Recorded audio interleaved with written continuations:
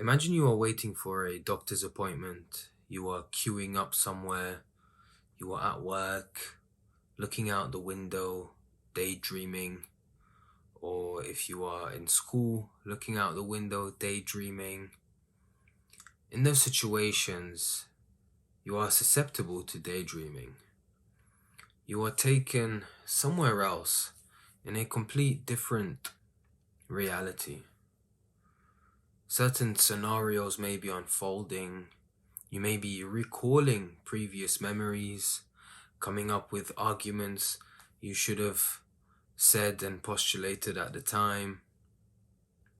But what's really interesting is not the daydream itself, it's the point at which the attention is shifted back to the moment. And this is interesting because we are asking the question, what is it that shifted our attention back to reality? What is it that took us away from the daydream to refocus again and be in the queue or in the waiting room or at work or focus in class or whatever it is that we are actually doing? This is a very potent and powerful question to ask. There's no more explanation needed. Anytime you catch yourself daydreaming and you bring yourself back to now, what is it that is bringing you back to now? What does it look like? The thing that's bringing you back to now. Who is bringing you back to now? Where is the thing that is bringing you back to now? What is allowing that shift to actually take place? This is a very potent and beautiful question to ask. Self-inquiry can take many different forms, many different shapes, can come as many different practices and actions, but fundamentally, it's the turning inwards. It's directing the attention inwards. And that is most easily done by asking and questioning the very point through which it may seem life is taking place from, or life is happening to.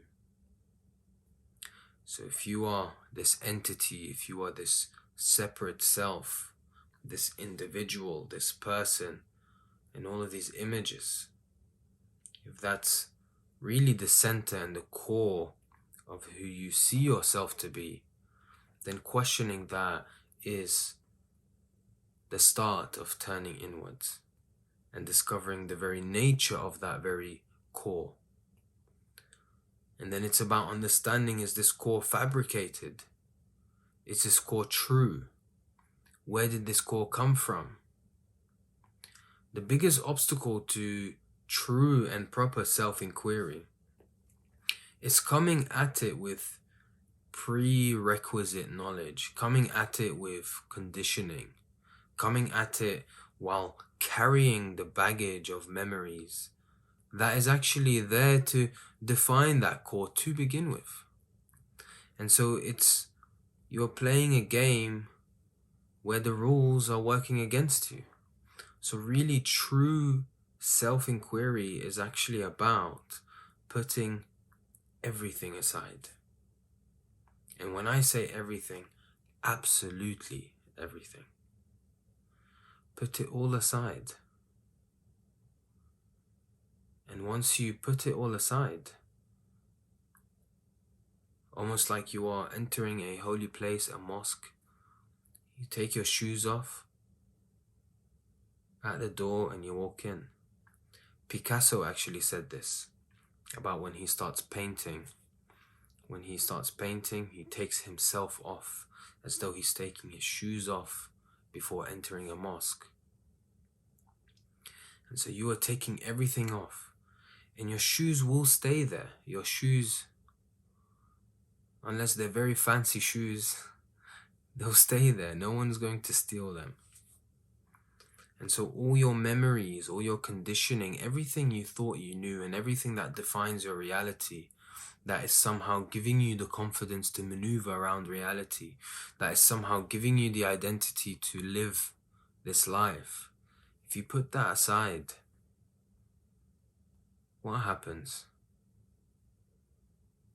When you do it and you realize, oh, nothing happens, okay, you've realized nothing actually happens, we can now proceed. What's going on? What is this all about? What is the nature of consciousness?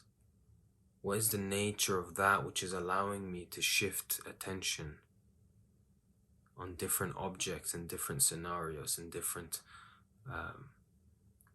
dimensions? The dimension of thought, dreams, memories, and then back into the now.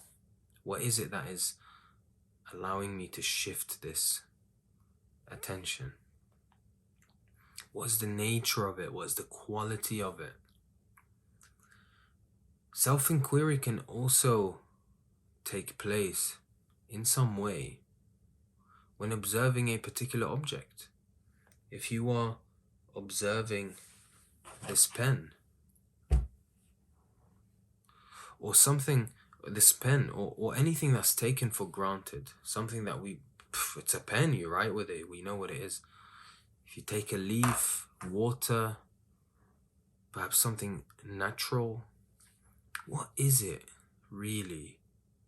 Putting all of that which you already know about this particular object, if you put all of that aside and truly, truly and sincerely ask, what is it? What is it actually? And once you really touch the utmost depth of sincerity in your questioning, then that which is questioned is realized for what it truly is. This pen, or if it's something that we don't know at all, a particular object that's come from space, aliens have just landed and they've given us this object and we don't know what this object is. If we truly, truly want to observe this and look at this, if I'm coming at it with preconceived notions and ideas, I've already limited the possibilities and opportunities of knowing what this object is. In the same way, we've got to, at the very least, assume we don't know. And it doesn't actually do anything. If you are assuming that you don't know what this thing is, this pen that you've been using all your life perhaps, if you assume that you don't know this, it doesn't mean you don't know how to use it. And it doesn't mean all the knowledge about this that you've accumulated over the years about this, it doesn't make that void. It doesn't disappear all of a sudden and is forgotten. It still remains, just like how the shoes still remain for when the time comes to leave the mosque, to then wear the shoes again and move on. And so, if I could label a particular quality that allows self-inquiry to be seamless, it's sincerity and honesty. Being honest and sincere with the questions. If we go along with questioning and self-inquiries with preconceived ideas or expectations of how we might feel, how things will change, what will change, or the anxiety of, oh no, what will happen if I continue questioning, all of these things, they will always fragment and distort the possibilities of knowing truly what is going on and realizing truly the self that we are inquiring into. And so next time you catch yourself daydreaming, next time you are in this dreamland and you're like, oh crap, I'm I'm actually here waiting for the doctor. I'm actually here I'm supposed to be doing work. I'm getting paid a monthly salary to be doing this job. Then you carry on as normal. What is it that shifted you from that dreamland into now? What is it? I urge you to ask this question anytime it happens. Now, if you're someone that doesn't daydream a lot, or doesn't get distracted, it doesn't have to be a daydream, it can be a distraction. You could be trying to focus on a task, but a task or a potential, trigger for procrastination or distraction next to you, you're engaging with that, and then all of a sudden you're like, no, I need to get back to this task. What is it that is allowing you to shift in attention? Now, if you're someone who doesn't get distracted a lot, doesn't daydream a lot, this might require some patience. So be patient. And then when it happens,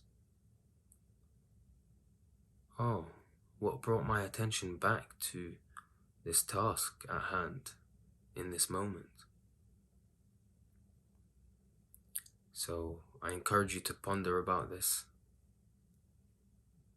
This is a beautiful way to do self-reflection or self-inquiry. You don't necessarily need people to do self-inquiry with or these videos, in all honesty. In any case, thank you so much for watching. This is Hassan from the Spiritual Walks, and we are all on a journey towards the truth.